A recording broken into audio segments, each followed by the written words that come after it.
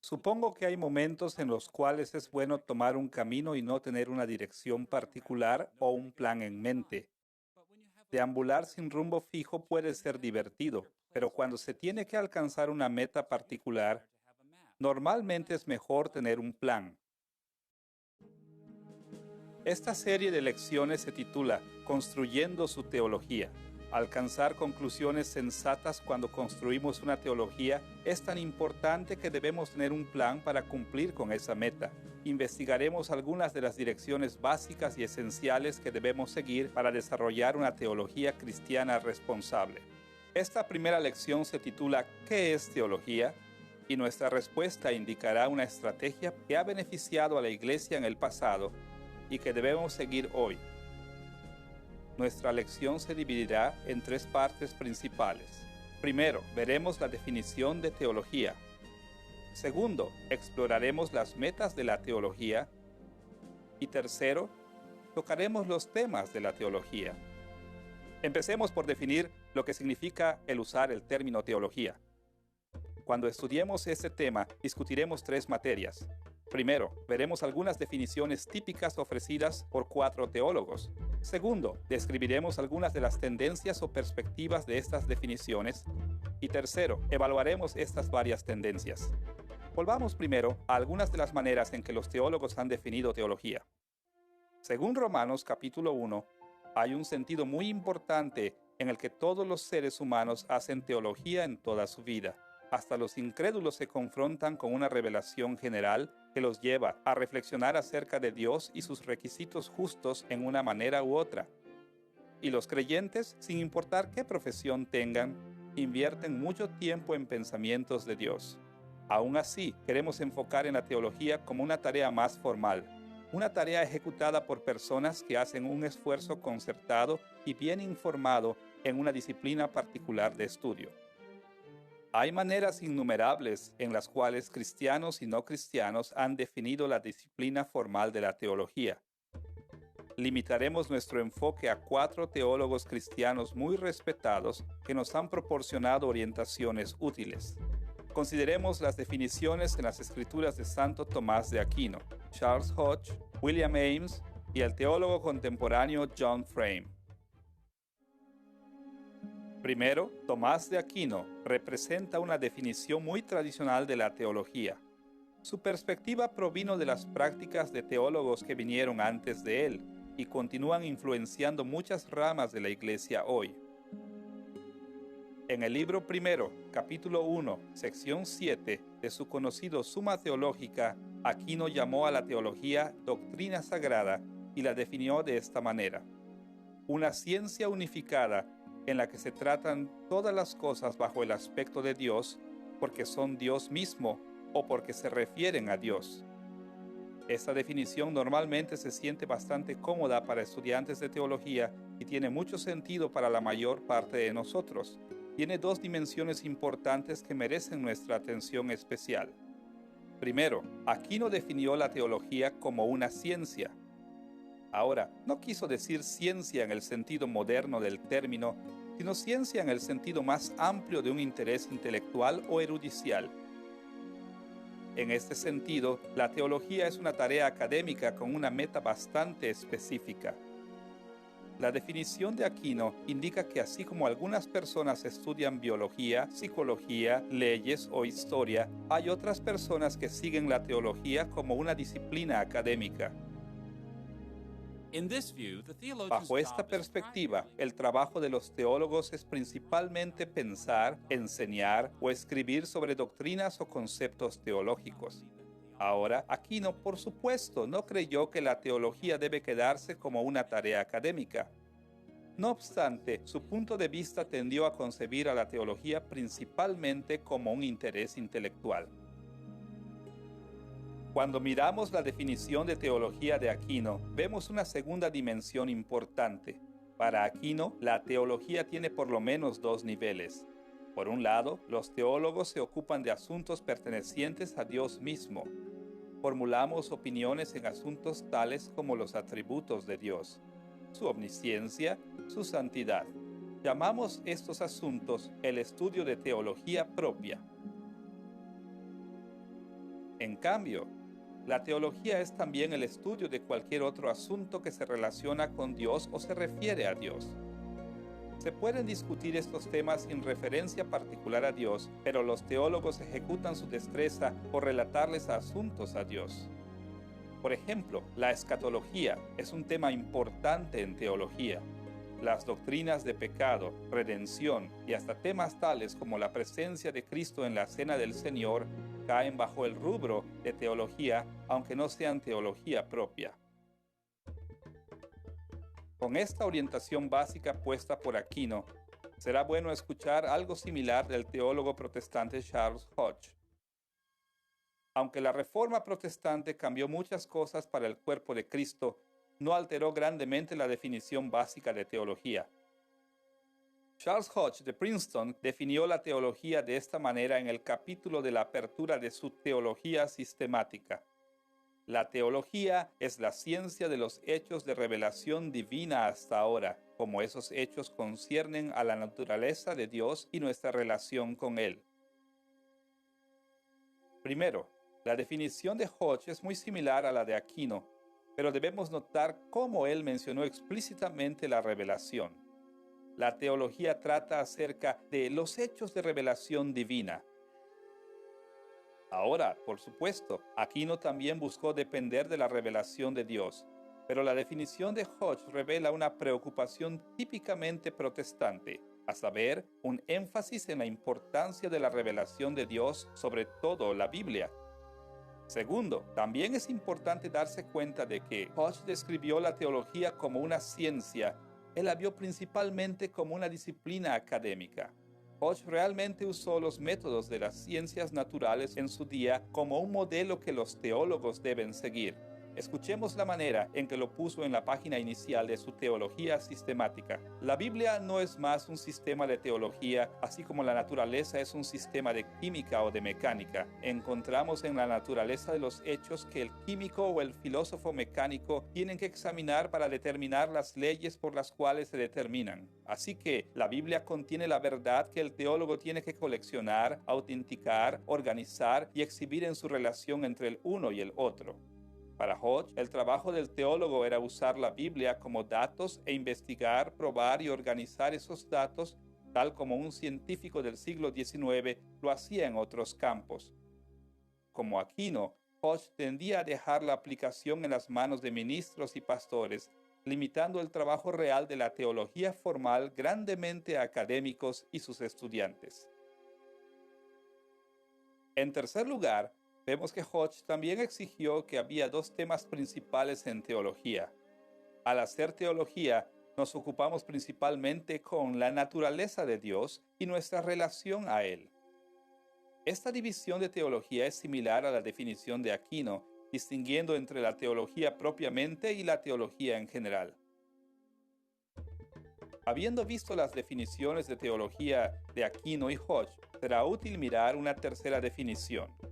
William Ames, el influyente puritano, habló de la teología en una manera un poco diferente.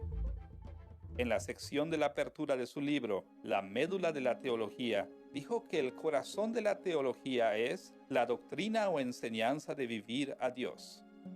La perspectiva de Ames acerca de la teología difiere de lo que ya hemos visto en por lo menos dos maneras. Primero, su definición no usa la palabra ciencia. Ames sí dijo que teología es doctrina o enseñanza. Teología es una persecución intelectual de ideas y enseñanza, pero le quitó énfasis a la asociación estrecha de teología con otras disciplinas académicas sugeridas en el vocabulario de Aquino y Hodge. Segundo, notemos lo que especificó como su tema de estudio: vivir para Dios. Aquino, y hasta cierto punto Hodge también, enfocó la teología como una colección de hechos e ideas, pero Ames dio énfasis a que la teología envuelve cómo uno ha de vivir para y por Dios. En lugar de limitar la teología principalmente a una consecución intelectual de hechos, Ames miró con una orientación experiencial hacia un ámbito más amplio de la vida de los creyentes. Para él, se hace teología, la médula de la teología, cuando esta perspectiva más amplia está en enfoque. El teólogo contemporáneo John Frame queda en línea con la perspectiva de Ames. En el capítulo 3 de su libro, La doctrina del conocimiento de Dios, Frame define teología como la aplicación de la palabra de Dios por personas a todas las áreas de su vida. Frame está de acuerdo en parte tanto con Aquino como con Hodge, porque en otra parte define aplicación como enseñanza o doctrina. No obstante, según dice en otra parte, para Frame, la enseñanza es la acción de usar las escrituras para satisfacer las necesidades de la gente. La teología no piensa meramente en un conjunto de asuntos relativamente académicos tradicionales. En cambio, la teología es aplicación. Ahora será útil comparar las perspectivas o tendencias que representan. Estas 4 definiciones revelan 2 perspectivas valiosas que los teólogos han tomado hacia su disciplina. Llamaríamos la primera perspectiva orientación académica y la segunda orientación hacia la vida.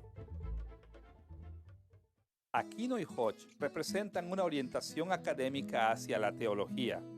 Sus perspectivas representan los modos que la mayoría de los teólogos cristianos ha definido teología. En términos simples, definen teología de modo que corresponde a la etimología o trasfondo lingüístico de la palabra teología. La palabra griega theos significa Dios y comprende la primera mitad de la teología de la palabra. La palabra griega logos significa la ciencia o doctrina o estudio de algo. Así, etimológicamente, la palabra teología sugiere la doctrina o estudio de Dios. Ahora, hay apenas un teólogo evangélico sincero que diría que el meramente estudiar a Dios debe ser un fin en sí mismo. La mayoría de los creyentes entienden que la teología se supone debe aplicarse a sus vidas de una manera u otra. Pero la aplicación se ve a menudo no como esencial a la teología formal, sino como un segundo paso, a veces llamado teología práctica, algo en lo que nos involucramos como una empresa secundaria después de que hemos establecido asuntos eruditos, académicos en teología formal. Como resultado, a menudo se puede ejecutar la teología formal con muy poca preocupación por la vida cotidiana. Queda un área en la que solo las personas dotadas académicamente pueden envolverse a cualquier grado significativo. Por otro lado, Ames y Frame representan una perspectiva minoritaria importante, una orientación de teología hacia la vida. Han habido siempre algunos teólogos que han visto a la teología como indisolublemente atada al ámbito más amplio de vivir como un creyente, pero en el pasado, relativamente pocos de los teólogos principales han sostenido esta perspectiva. En años recientes, más teólogos han empezado a rechazar el concepto de que la teología se debe ocupar simplemente de asuntos intelectuales. Han visto a la teología formal como una disciplina que está profunda y esencialmente interesada con vivir por Cristo. Hay muchas razones por las cuales esta perspectiva de la minoría ha disfrutado de más defensores en décadas recientes. Pero también debemos estar conscientes que algo de este acuerdo general creciente deriva de tendencias en la cultura occidental contemporánea que ha llamado debidamente al cuestionamiento de la capacidad de los expertos en mantener la objetividad sin importar su campo de especialización. Se nos recuerda constantemente en estos días cómo sus vidas influyen profundamente en sus investigaciones académicas. Por ejemplo, científicos y profesionales médicos ahora se ven como personas ordinarias. Regularmente pedimos sus opiniones en maneras que habrían sido inimaginables solo hace pocas décadas. Y muy en la misma manera, la Iglesia ahora reconoce más claramente que no importa cuán inteligentes sean los teólogos, son humanos. Por más que aleguen ser observadores objetivos de los hechos, sus puntos de vista se afectan profundamente por sus experiencias vivenciales. Como resultado, muchos acercamientos completamente académicos a la teología se valoran menos hoy y se ve mucho la necesidad de aplicación más claramente que antes.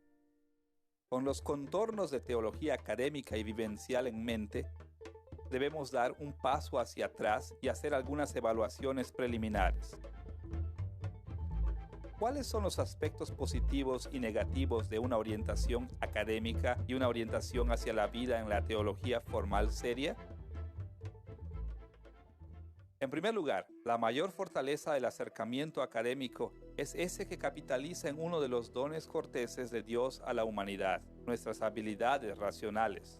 Dios les ha dado capacidades intelectuales a los seres humanos y espera que los teólogos ejerciten esas habilidades en la búsqueda de la verdad. En todas las escrituras se exaltan a los hombres sabios por sus habilidades intelectuales cuando las usan en el temor de Dios. Ponderar cuidadosamente la naturaleza de la verdad y formular creencias a partir de esas inquisiciones racionales es una parte esencial de lo que significa ser sabio. Escuche la descripción de Salomón en el primer libro de los Reyes 4, 29 y 31. Y Dios dio a Salomón sabiduría y prudencia muy grande y anchura de corazón como la arena que está a la orilla del mar. Aún fue más sabio que todos los hombres y fue conocido entre todas las naciones de alrededor. La literatura de sabiduría de la Biblia nos alienta explícitamente a desarrollar y usar nuestras habilidades de razonamiento. De hecho, el apóstol Pedro alabó a Pablo al reconocer que su teología era intelectualmente sofisticada. Según lo dijo en 2 de Pedro capítulo 3, versículos 15 y 16, nuestro amado hermano Pablo, según la sabiduría que le ha sido dada, en todas sus epístolas hablando en ellas de estas cosas, entre las cuales hay algunas difíciles de entender. El énfasis intelectual o académico de la teología tradicional no se opone a la noción bíblica de buena teología. Aún así, debemos enfatizar igualmente un peligro que acecha el enfoque académico de la teología. Desgraciadamente, es a menudo el caso de que la teología tradicional está tan orientada hacia asuntos conceptuales o académicos que la vida de los teólogos fuera de la biblioteca recibe muy poca atención.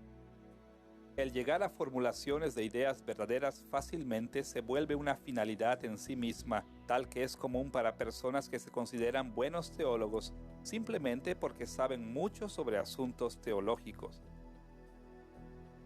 Pero a veces tenemos que admitir que buenos teólogos no son necesariamente personas muy buenas. Pueden recoger y clasificar hechos sobre Dios y la vida cristiana con habilidad notable, pero dejan de dar el mismo nivel de atención a vivir a la luz de la fe cristiana. ¿Cómo llegamos al punto donde creemos que alguien puede ser un buen teólogo y no una persona buena? Es cuando obramos con una definición de teología que meramente incluye actividades académicas. Desgraciadamente, esto continúa siendo la tendencia que abarca gran parte de la educación teológica formal hoy. El hecho de que seminarios teológicos cuentan casi exclusivamente con experiencia en el aula para preparar a ministros del Evangelio revela que todavía creemos que se puede hacer teología aparte de realmente vivir la teología. Este es uno de los mayores peligros en los enfoques tradicionales de la teología formal. Debemos darnos cuenta también de que hay ventajas y desventajas con la teología orientada hacia la vida. ¿Cómo debemos evaluar el acuerdo general creciente de que la teología debe conectarse más directamente con la vida fuera del estudio? En primer lugar, la máxima fortaleza de este enfoque a la teología es que nos alienta a observar algunos valores bíblicos importantes. Todos nosotros conocemos pasajes tales como Santiago 1, versículo 22. Pero sed hacedores de la palabra y no tan solamente oidores, engañándoos a vosotros mismos. La hipocresía intelectual de muchos teólogos es absolutamente descontada por estas palabras de las Escrituras. ¿No es esto lo que Pablo quiso decir cuando les dijo a los corintios en 1 de Corintios 8, 1? El conocimiento envanece, pero el amor edifica. Y de nuevo en 1 de Corintios 13, versículo 2, y si tuviese profecía y entendiese todos los misterios y toda ciencia, y no tengo amor, nada soy. Verdaderamente no cumplimos normas bíblicas si nosotros solo nos concentramos en aprendizaje sobre teología en una manera objetiva, conceptual. Más bien, la teología que endosa los valores de las Escrituras será teología que encarna lo que creemos. Al mismo tiempo, la orientación de la teología hacia la vida también presenta un peligro serio. corre el riesgo serio del antiintelectualismo, porque muchos evangélicos hoy desconfían grasamente del lado intelectual de la teología, se vuelve contra el estudio cuidadoso de la doctrina teológica. Realmente ven la teología formal como dañina al vivir cristiano. Todos hemos oído a personas sinceras hablar de esta manera. No pienso que debemos entrar en doctrina. Eso solo sacaría nuestras mentes de Cristo. No necesito estudiar teología para ser un oficial en la iglesia. Todo lo que se requiere es la guía del Espíritu. Y lo que yo mismo oí recientemente, la cristiandad intelectual es cristiandad muerta. Estos creyentes bien intencionados tienen un hastío obvio por la teología tradicional académicamente orientada. En lugar de edificar sus vidas cuidadosa y rigurosamente hasta la teología bien concebida, a esos creyentes les gusta a menudo descansar absolutamente en sus intuiciones espirituales sin examinarlas cuidadosamente. Seguirían simplemente la primacía de un jefe poderoso o carismático, o sustituirían experiencias espirituales extraordinarias por teología tradicional académica. Cualquiera que sea el caso, todos nosotros debemos resistirnos al peligro serio del antiintelectualismo en la iglesia, porque nos llevará inevitablemente a enseñanzas falsas y conceptos erróneos de la fe cristiana que tendrán ramificaciones terribles en las vidas de muchos creyentes. Pablo reconoció este peligro en 2 de Timoteo capítulo 2, versículo 15. Procura con diligencia presentarte a Dios aprobado, como obrero que no tiene de qué avergonzarse, que usa bien la palabra de verdad. Cada uno de nosotros debe mirar cuidadosamente a la manera en que definimos teología. Algunos de nosotros naturalmente tendemos hacia un punto de vista académico de la teología. Otros de nosotros tendemos hacia una orientación hacia la vida al abandonar asuntos intelectuales. Para evitar estos extremos, debemos reconocer que hay peligros y valores en ambas perspectivas. El camino de sabiduría está en abrazar ambas perspectivas al mismo tiempo. Tras haber explorado algunos de los modos en que los teólogos definen teología, estamos listos para explorar un segundo asunto, las metas de la teología. ¿Cuáles deben ser las metas que vienen al primer plano cuando hacemos teología? Para contestar estas preguntas veremos tres temas. Primero, identificaremos las tres metas primarias de la teología. Segundo, exploraremos la interdependencia de estas tres metas. Y tercero, exploraremos las prioridades que se deben dar a estas tres metas. Comencemos por describir las metas de la teología. Hay tantas maneras de describir los objetivos de la teología que es imposible enlistarlos todos. En los términos más generales, en el vocabulario del Catecismo de Westminster abreviado, pregunta 1. La teología es una de las maneras en que glorificamos a Dios y lo disfrutamos para siempre. Es posible ser aún más preciso que esto. Los teólogos deben tener modos particulares de tratar de honrar y disfrutar a Dios en este esfuerzo. En muchos aspectos, las diferencias entre las definiciones de teología que ya hemos explorado proporcionan un punto de partida para distinguir varias metas de la teología. Por un lado, definir teología formal principalmente como una ciencia, como un campo académico de conocimiento, indica que esa meta es intelectual o conceptual, a saber, doctrinas del desarrollo que enfocan en asuntos intelectuales. Y por el otro lado, definir teología con una orientación hacia la vida indica que nuestra meta es desarrollar enseñanzas o doctrinas que enfocan en los asuntos más amplios de nuestra vida entera en Cristo. Construiremos en estas dos orientaciones hacia teología al hablar de tres metas primarias para la teología. Hablaremos de ortodoxia, ortopraxis y ortopatía. Miremos primero a la meta de ortodoxia. En primer lugar, la ortodoxia doctrinal es una meta mayor en cualquier teología cristiana responsable. Diferentes iglesias usan el término ortodoxia en modos diferentes, pero usaremos el término aquí simplemente para significar pensamiento correcto o recto. La meta de ortodoxia es alcanzar doctrinas correctas o verdaderas. Sin importar cuál sea nuestra denominación o iglesia, cuando hacemos teología, nos interesamos a un grado u otro en la veracidad de lo que creemos. Es difícil pasar por alto la importancia de la meta de ortodoxia en la historia de la teología. Esta preocupación conceptual ha sido el interés primario de la mayoría de las obras teológicas. Considere por un momento la tabla de volúmenes para la parte 3 de Teología Sistemática de Louis Berkhof. Este capítulo enumera la doctrina de la persona y obra de Cristo en esta manera. La persona de Cristo. La doctrina de Cristo en la historia. Los nombres y naturalezas de Cristo. La unipersonalidad de Cristo. Los estados de Cristo. El estado de humillación, el estado de exaltación. Los oficios de Cristo. El oficio profético, el oficio sacerdotal, la causa y necesidad de la expiación, la naturaleza de la expiación, teorías divergentes de la expiación, el propósito y magnitud de la expiación, el trabajo intercesor de Cristo, el oficio real. Este bosquejo deja poca duda de que la meta principal de Berkhof era que los lectores aprendieran doctrina ortodoxa o correcta para asir las ideas correctas.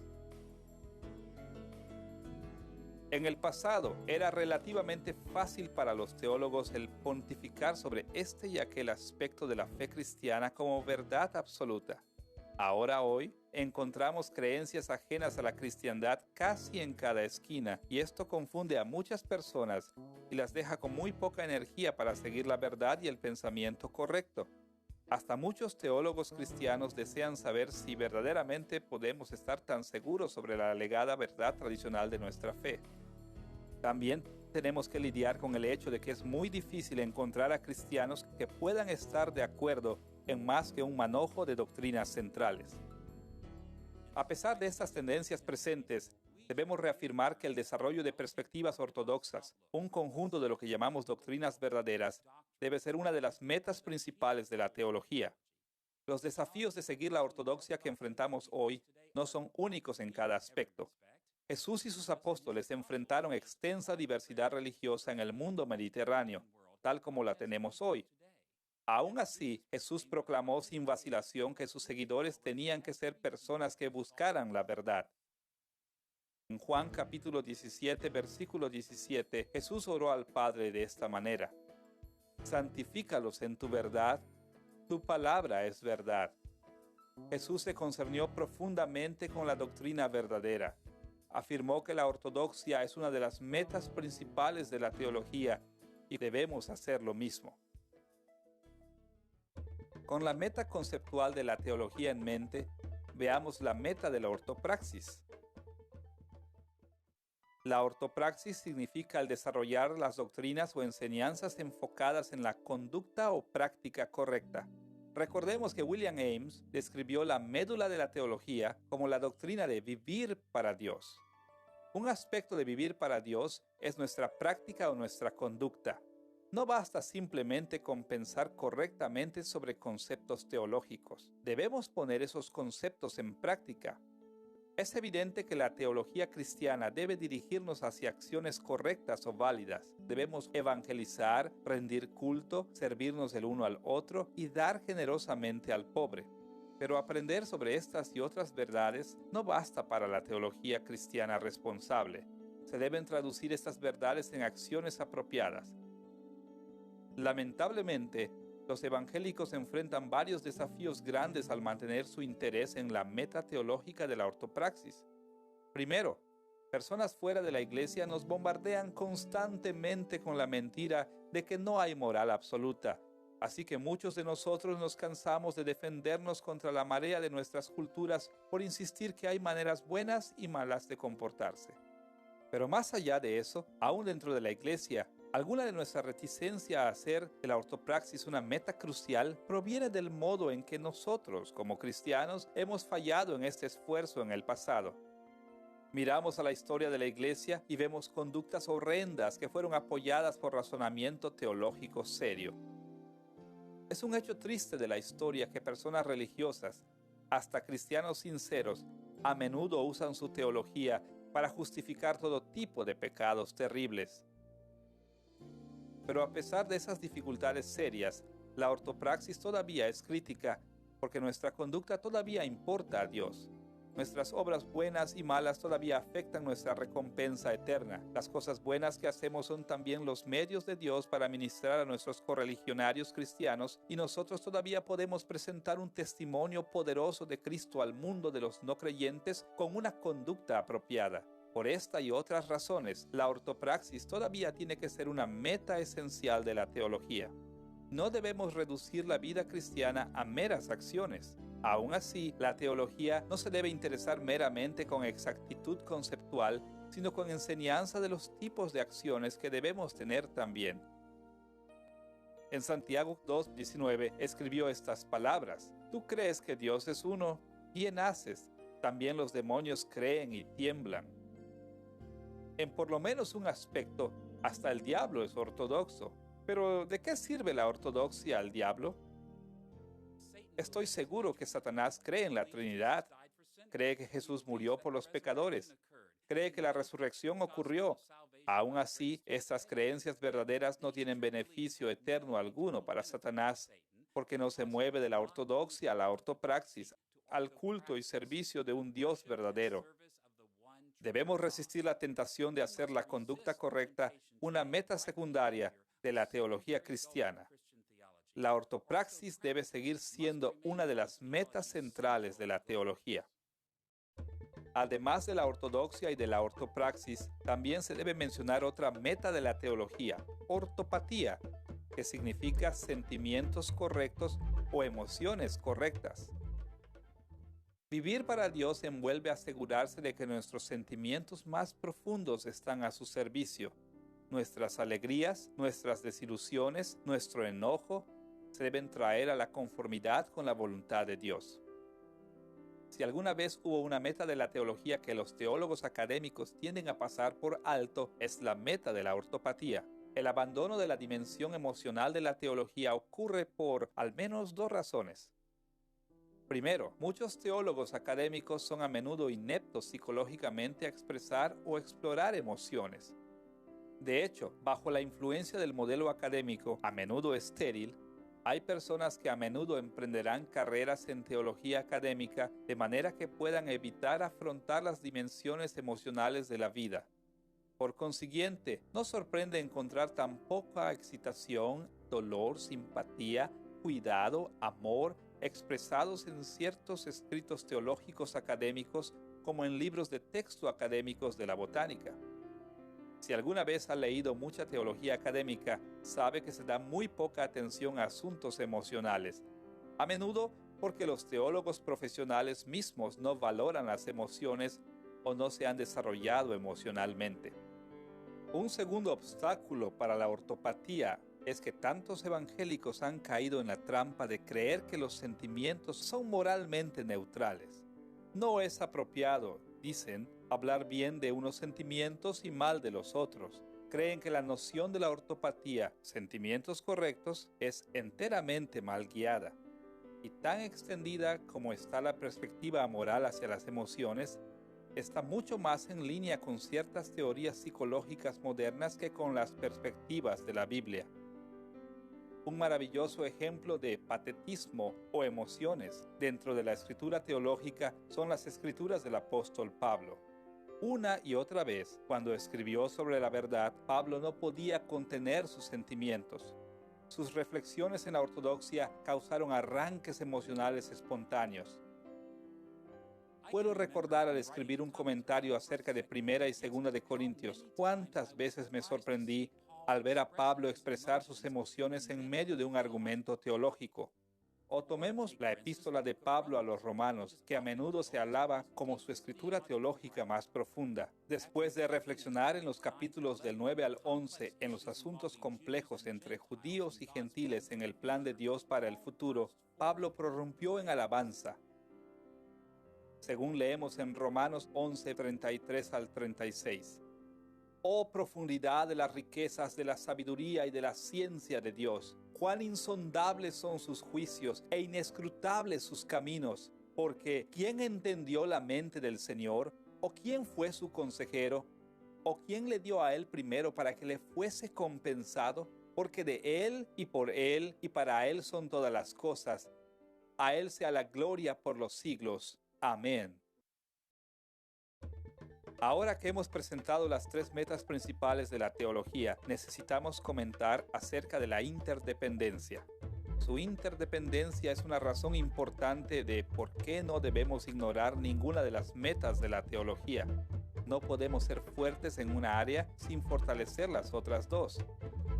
Veremos tres asuntos. Primero, veremos cómo la ortodoxia refuerza a las otras.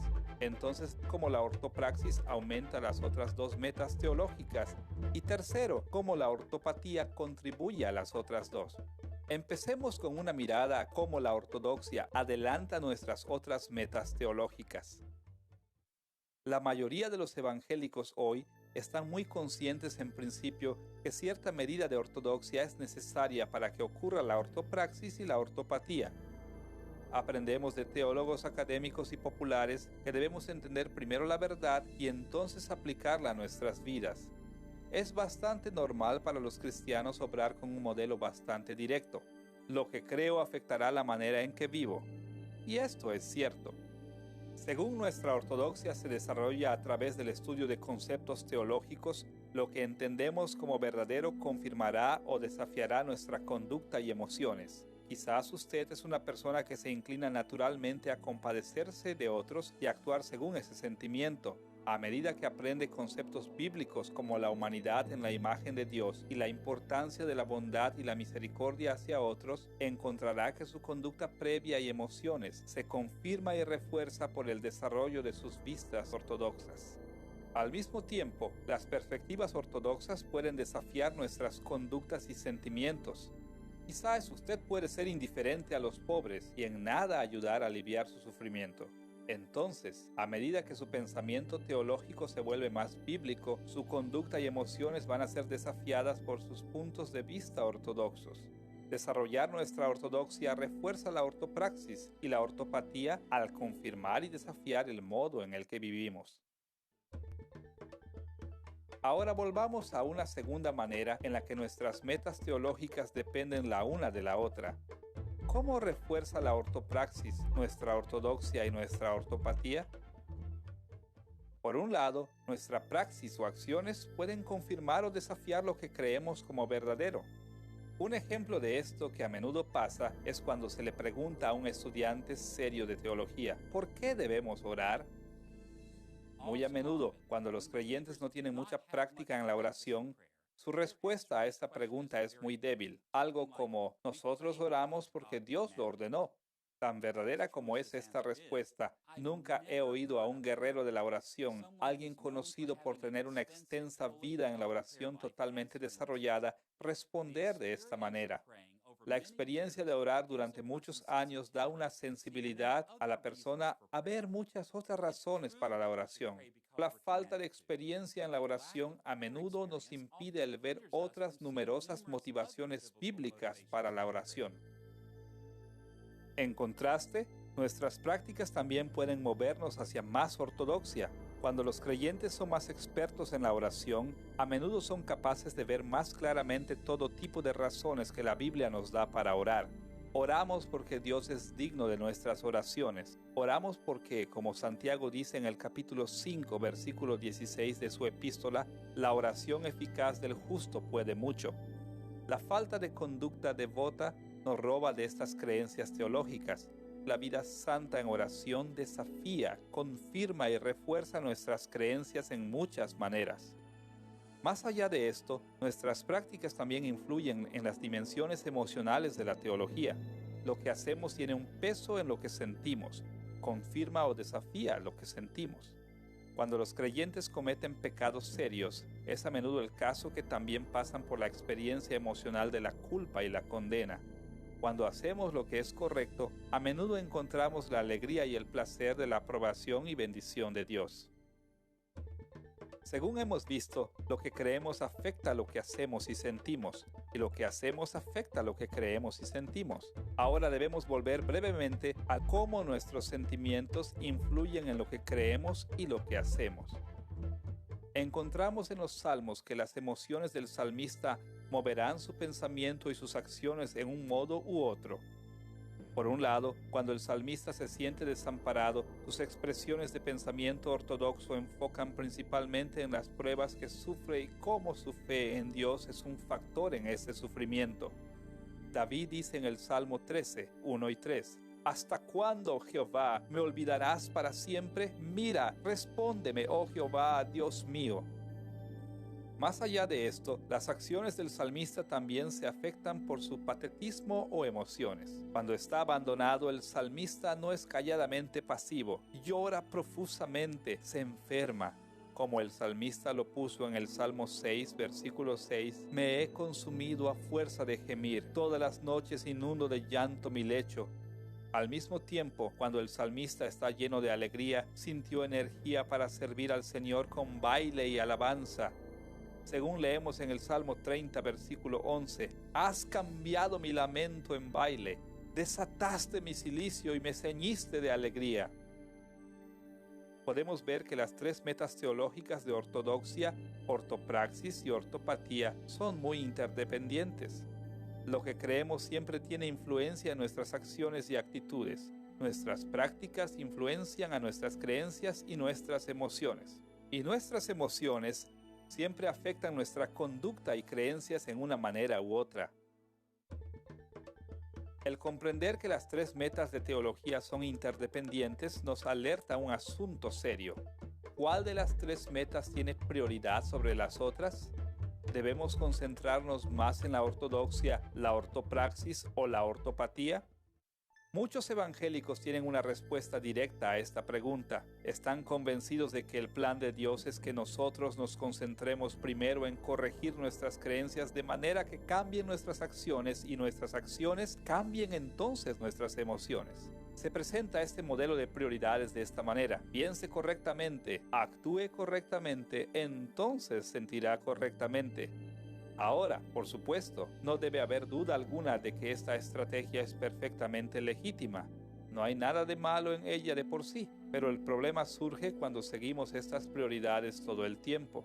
Se abandona el trabajar en nuestra teología de acción y el patetismo o emociones, o a lo mejor lo consideramos secundario. Es útil pensar en las metas de teología en la misma manera que pensamos en los sistemas vitales del cuerpo humano. Todos nosotros sabemos que tenemos varios sistemas vitales, un sistema central nervioso, un sistema digestivo, un sistema respiratorio, sistema cardiovascular. Ahora, ¿cuál es el orden apropiado para pensar en las interconexiones entre estos sistemas? Pensaríamos en cómo el sistema nervioso afecta al sistema digestivo, pero pensaríamos también cómo el sistema digestivo afecta al sistema nervioso. Hay muchas maneras legítimas y útiles de trabajar con estas interconexiones. Pues, lo que hemos visto sobre la interdependencia de las tres metas de teología indica que escoger constantemente una estrategia o un enfoque es menos que adecuado. Nuestras creencias, nuestras acciones y nuestros sentimientos forman redes de reciprocidades múltiples. En lugar de simplemente ser lineales en sus relaciones, son multilineales o recíprocas, al punto que no siempre podemos asignar una prioridad.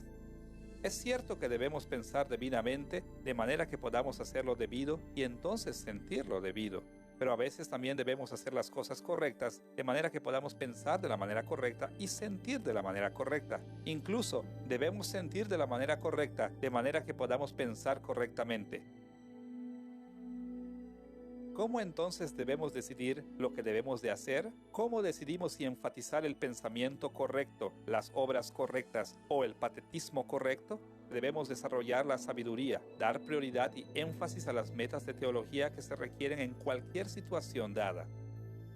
Porque la vida cambia siempre, el equilibrio puede ser nada más que una sincronía momentánea. La vida es como la cubierta de una nave meciéndose en la marea. A veces se inclina de una manera y otras veces se inclina de otra manera. Para mantener nuestro equilibrio sobre un suelo tambaleante, tenemos que aprender cómo inclinarnos de una manera y luego de otra, dependiendo de qué ocurre bajo nuestros pies. No hay una sola manera prescrita de emprender cada tarea teológica. Cada vez que buscamos cumplir las metas de teología, tenemos que preguntarnos, ¿qué se requiere? ¿Qué es lo que nosotros y los que están alrededor de nosotros necesitamos más en este momento? Entonces, establecemos la orientación apropiada en ese momento.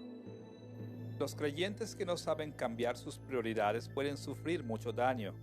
Cuando constantemente damos énfasis a la ortodoxia, fácilmente tropezamos con el intelectualismo. Cuando constantemente damos énfasis a la práctica, fácilmente nos movemos al legalismo. Y cuando siempre enfatizamos las metas emocionales de la teología, fácilmente caemos en el emocionalismo. Así, cada uno de nosotros necesita formular la pregunta: ¿cuál de estas tendencias caracteriza la manera en que hago teología? ¿Estoy propenso al intelectualismo? ¿Estoy propenso hacia el legalismo o el emocionalismo o una combinación de estos? Cualquiera que sean nuestras tendencias naturales, necesitamos trabajar duro para enfocar en estas metas de la teología que tendemos a ignorar. Ahora que hemos definido teología y que hemos examinado las metas de la teología, debemos volver a nuestro tercer asunto, los temas de la teología. ¿Qué áreas de preocupación vienen a la vista cuando hacemos teología? ¿Bajo qué títulos debemos buscar la ortodoxia, la ortopraxis y la ortopatía? El número y complejidad de los temas teológicos puede agobiarnos. En estas lecciones tendremos que reducir nuestro enfoque en la teología a solo unos temas. Para entender los asuntos que nos interesarán, tenemos que enfocarnos en dos temas. Primero, las muchas opciones ante los teólogos y segundo, las selecciones que haremos entre estas lecciones. Veamos primero las opciones que esperan a alguien que se aventura en el estudio formal de la teología. Cuando las personas entran por primera vez al estudio serio de la teología, a menudo se agobian por el gran alcance del campo. Es común pensar en la teología como cubrir una lista larga de temas. En los 2 milenios de la fe cristiana, varios temas han venido a ocupar a los que enfocan mucha atención en la teología. La lista de temas difiere de una rama de la iglesia a la otra, pero hay suficientes similitudes que podemos nombrar varias categorías teológicas mayores.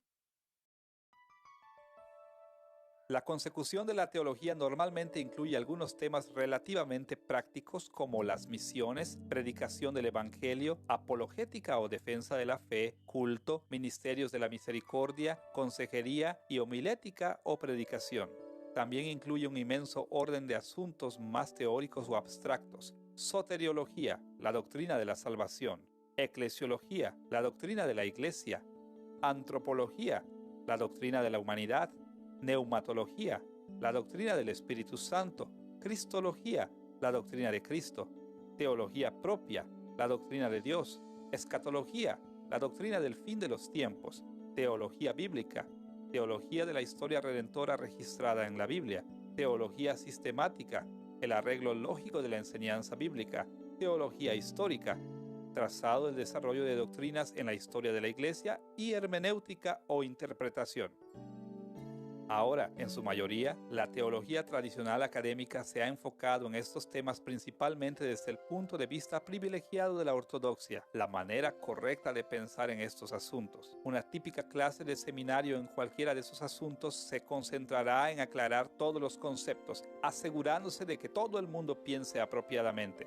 De vez en cuando, algunas clases de seminario se concentran en aprender destrezas. Las clases que se enfocan en el culto, la predicación del evangelio, la homilética y la consejería normalmente tienen una preocupación significativa por habilidades u ortopraxis. Desgraciadamente, no es normal para las clases de seminario concentrarse en la ortopatía o las dimensiones emocionales de la teología. Aún así, según hemos aprendido en esta lección, un enfoque más adecuado en los temas de la teología requiere profundizar nuestras preocupaciones en las tres direcciones. Hay direcciones innumerables para seguir con cada tema de teología. La larga lista de opciones que enfrentamos cuando se hace teología nos lleva a la necesidad de la selectividad. Hay un peligro grave que los estudiantes nuevos de teología enfrentan a menudo. El campo es tan grande que muchos estudiantes pueden hacer poco más que aprender los datos crudos de estos temas. Como resultado, los estudiantes a menudo se enfocan casi exclusivamente en la ortodoxia porque hay poco tiempo para explorar otras dimensiones. En estas lecciones Vamos a evitar agobiarnos por el inmenso orden de temas teológicos, reuniendo nuestros pensamientos alrededor de un número limitado de temas. Nos concentraremos en los aspectos de la teología que llamaremos preocupaciones teológicas pastorales. Lo que queremos decir con esto es este conjunto de creencias prácticas y patetismo o emociones que son más directamente beneficiosos para pastores y líderes de la iglesia. Nos formularemos este tipo de preguntas. ¿Qué necesitan saber las personas que se entrenan para la dirección de la iglesia? ¿Qué necesitan hacer y qué necesitan sentir teológicamente? ¿Cómo necesitan emprender el estudio de la teología? No tenemos que inventar respuestas a estas preguntas. La iglesia ya ha apuntado en varias direcciones importantes. Según la educación teológica en la iglesia se ha desarrollado a través de los siglos, un consenso ha crecido entre una variedad de denominaciones en todo el mundo en los tipos de temas que necesitan cubrirse en la educación de los líderes de la iglesia. Como resultado, un plan típico de estudios en el seminario parece algo así. Se separa en 3 divisiones mayores: la división bíblica, la división histórica y doctrinal y la división práctica. Estas 3 divisiones representan maneras mayores en que el Espíritu Santo ha llevado a la iglesia a desarrollar educación teológica para los líderes de la iglesia. La división bíblica normalmente se divide en estudios del Antiguo Testamento y estudios del Nuevo Testamento. Estas áreas curriculares se enfocan en el contenido de las Escrituras y expone a los futuros líderes de la iglesia a la interpretación responsable de la Biblia. La división doctrinal e histórica a menudo se divide en historia de la iglesia y teología sistemática. La historia de la iglesia se enfoca en cómo Dios ha desarrollado la teología en la iglesia, como el cuerpo de Cristo ha luchado contra el mundo. La teología sistemática expone a estudiantes a los modos en que la iglesia ha organizado la enseñanza de la Biblia en arreglos lógicos o sistemáticos. La división práctica llama la atención al desarrollo personal espiritual y las destrezas prácticas del ministerio de los estudiantes.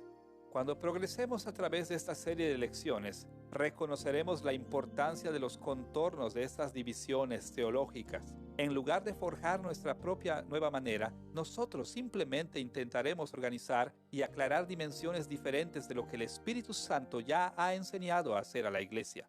Nos ocuparemos de 3 temas principales en lecciones futuras. El campo de los estudios bíblicos corresponderá básicamente a lo que llamaremos la exégesis de las Escrituras. En estas lecciones, la división de estudios históricos y doctrinales corresponderá a lo que llamaremos interacción en comunidad, y la división de teología práctica corresponderá libremente a nuestra categoría de vida cristiana. Miraremos los modos en que cada una de estas áreas de la teología funciona, en lugar de caer en la trampa del intelectualismo en nuestro plan de estudios teológicos. Recordaremos constantemente que cada división del plan de estudios teológicos trae consigo dimensiones conceptuales, conductuales y emocionales que se deben explorar.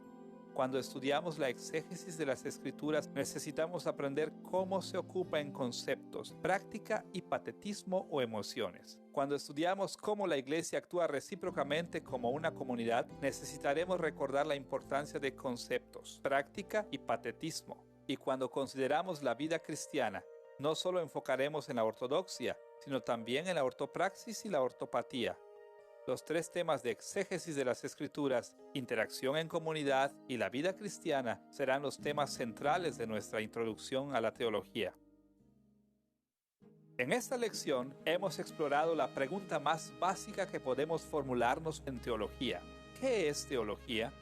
Hemos tocado 3 aspectos de esta pregunta: la definición de teología, las metas de la teología y los temas de la teología.